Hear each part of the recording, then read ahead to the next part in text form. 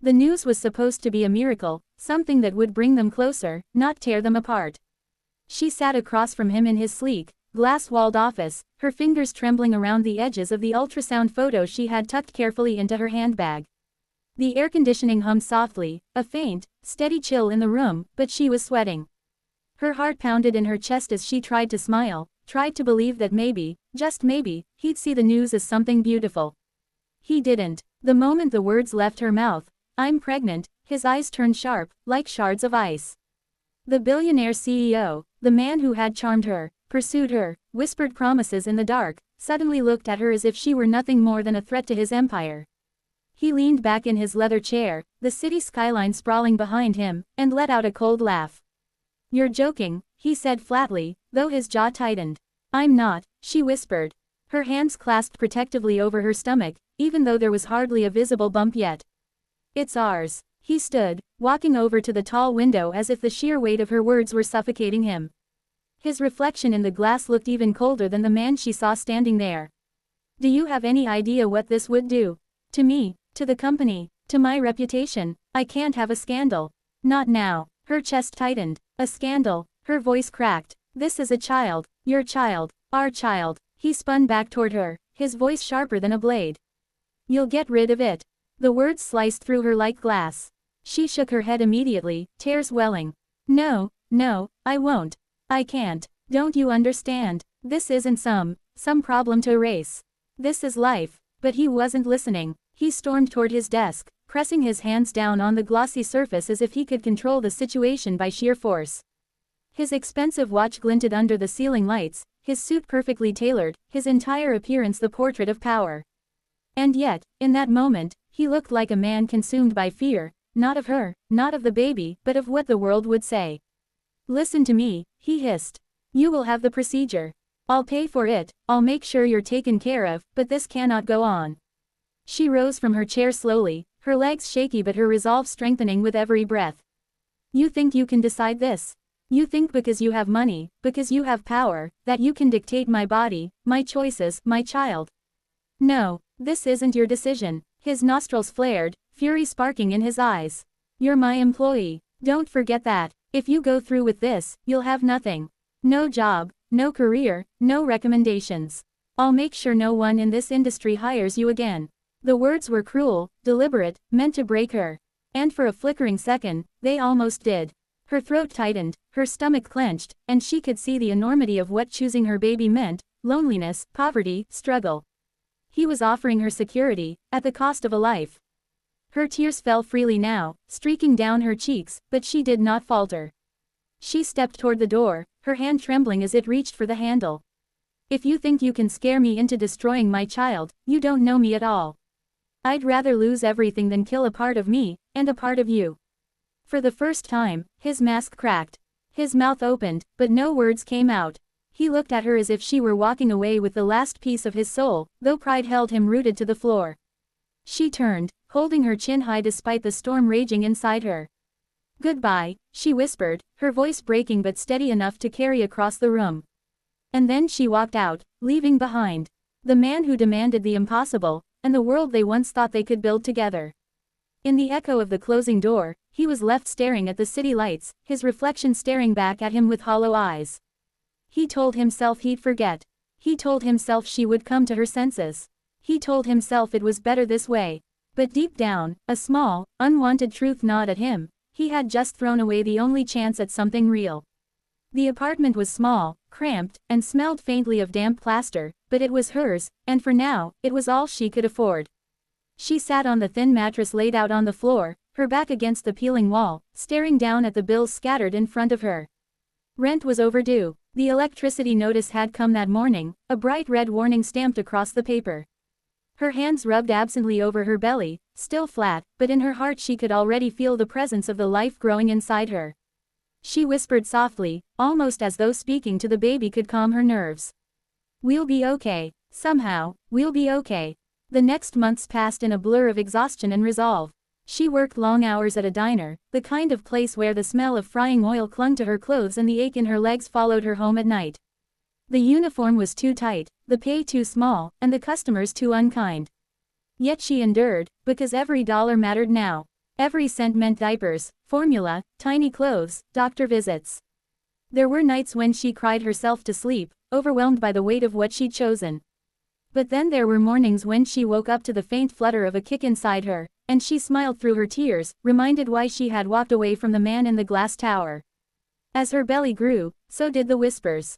People judged, neighbors, co-workers, strangers on the bus. Where's the father? She probably made a mistake. Another single mother, just what the world needs. She learned to ignore them, to focus on her breath and the rhythm of her baby's heartbeat during checkups. Her doctor called her brave.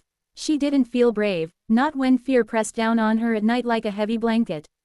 But she was determined. The day of the birth was a storm of pain and light. Hours of contractions, her body racked with fire, until finally the cry of her child filled the hospital room. She looked down at the tiny face, red and scrunched, and all the exhaustion, all the fear, melted into fierce love. "Hello, my angel," she whispered, tears streaming as she kissed the soft crown of his head. She named him Noah, because he was her ark, her reason to survive the flood.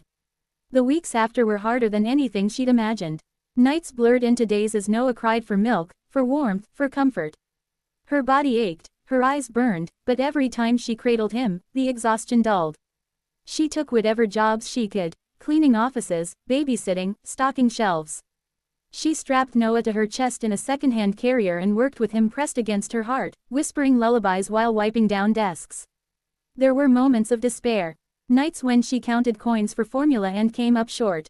Days when she skipped meals so she could feed her son.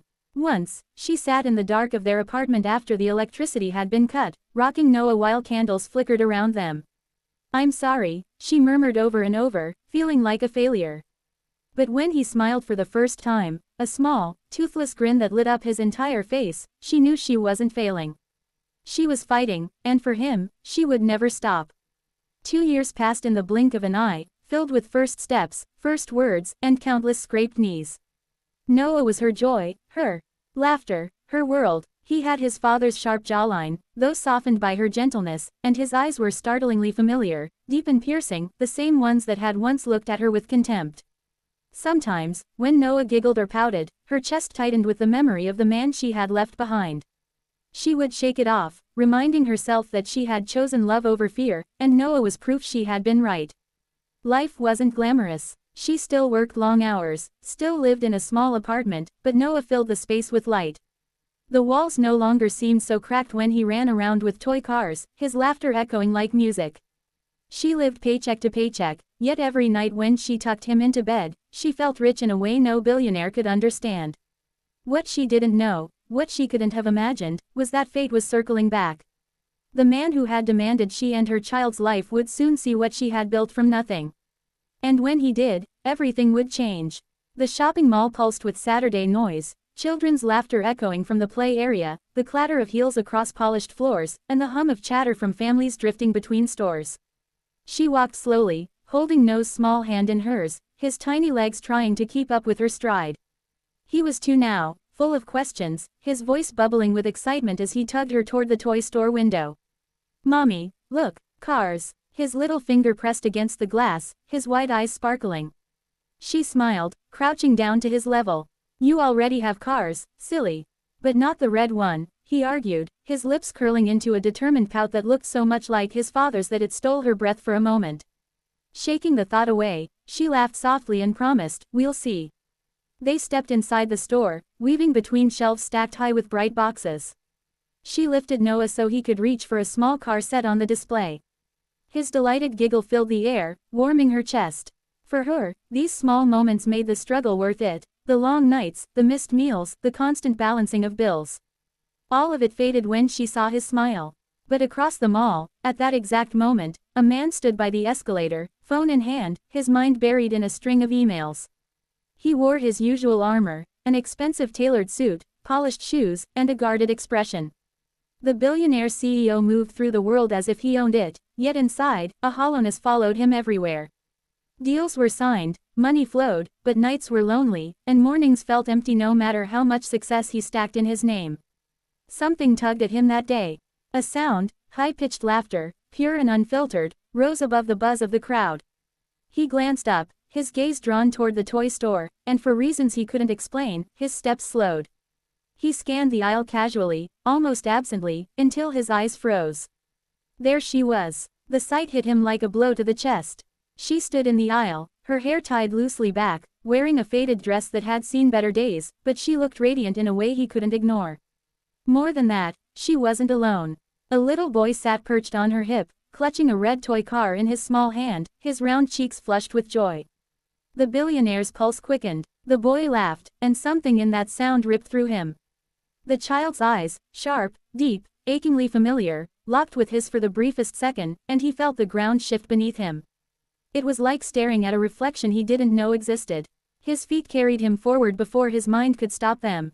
She noticed him instantly. Her smile faltered, the light dimming in her eyes as recognition struck.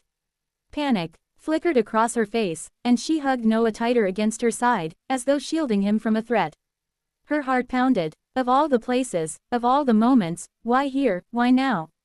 She turned quickly, heading toward the exit, but his voice cut through the air. Wait. The word was low, rough, but it froze her in place. She didn't turn around. Instead, she pulled Noah's small hand into hers and quickened her steps. But the boy, curious and unbothered, twisted to glance back at the tall man calling to them. Mommy, who's that? Noah's innocent voice carried, and the billionaire felt something twist painfully inside him.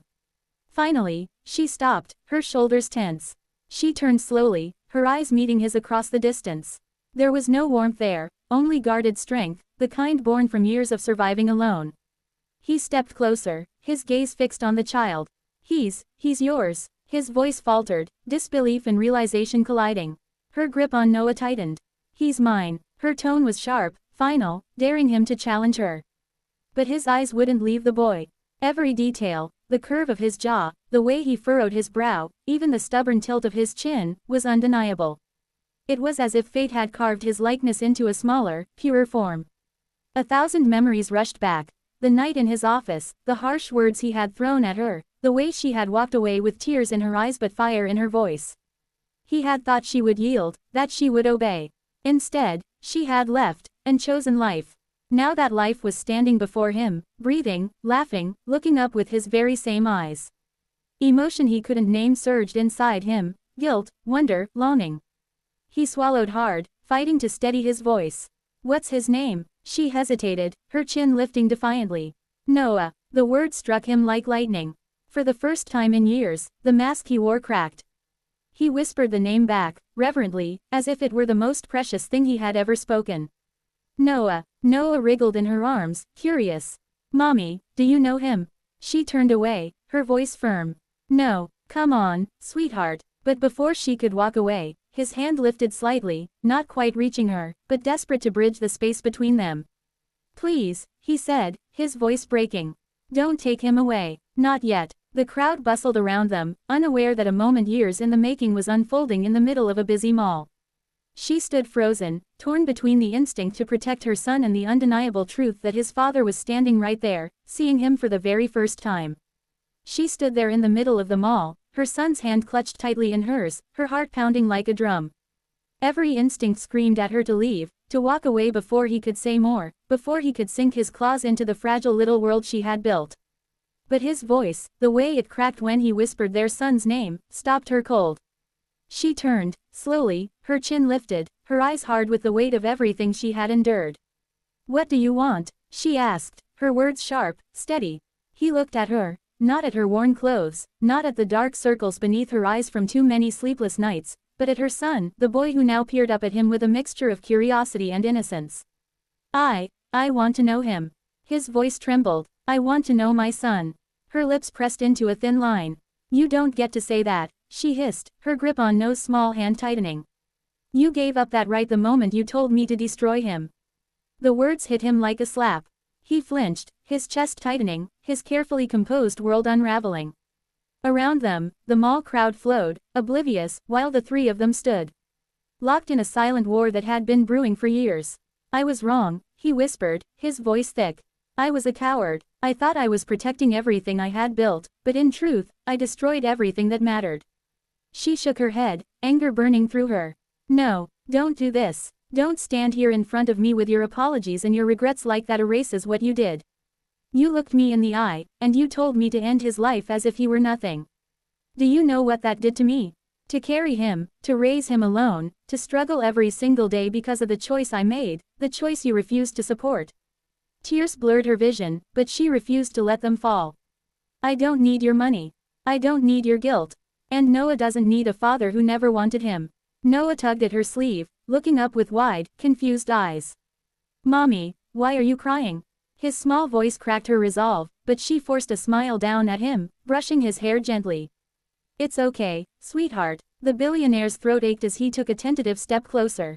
Please, he begged, his voice raw. Let me try. I can't undo the past, I know that. But let me be here now. Let me be part of his life, even if you never forgive me. She stared at him, her emotions warring. She wanted to scream, to rage at him for daring to stand here now after years of silence. But then Noah, with the innocence only a child could hold, turned to him and asked, "Are you my daddy?" The question shattered the air between them. Her knees nearly gave way, her heart clenching in agony. She opened her mouth to intervene, to protect her son from an answer he wasn't ready for, but the billionaire knelt down, his eyes brimming with tears he had never allowed himself to shed. Yes, he whispered hoarsely, his voice breaking.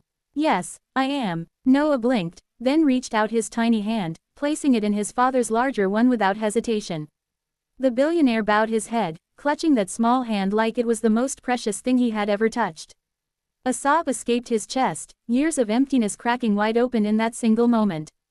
She turned away, covering her mouth with her hand as silent tears streamed down her face. She wanted to hate him. She wanted to push him away. But seeing Noah's little hand in his, seeing the bond that was undeniable, tore at the walls she had built. Finally, she found her voice, quiet but firm. If you want to be part of his life, you'll have to prove it. Not with money, not with promises, but with presence. With love. If you hurt him, if you abandon him again, I will never forgive you. He rose slowly, still holding Noah's hand, his eyes meeting hers with a solemnity she had never seen before. I swear to you, he said, his voice steady now, carrying the weight of his regret and his resolve. I will spend the rest of my life proving that I will never walk away again. For the first time, she saw something different in him, not the ruthless CEO, not the coward who had once broken her heart, but a man stripped bare, vulnerable, desperate to make amends. She nodded faintly, wiping her cheeks. We'll see. And with that, the three of them walked toward the exit, not as a family yet, not healed, not whole, but as the beginning of something new. The billionaire looked down at his son, his heart both heavy and full, and silently vowed never to waste another moment of the life he had once thrown away.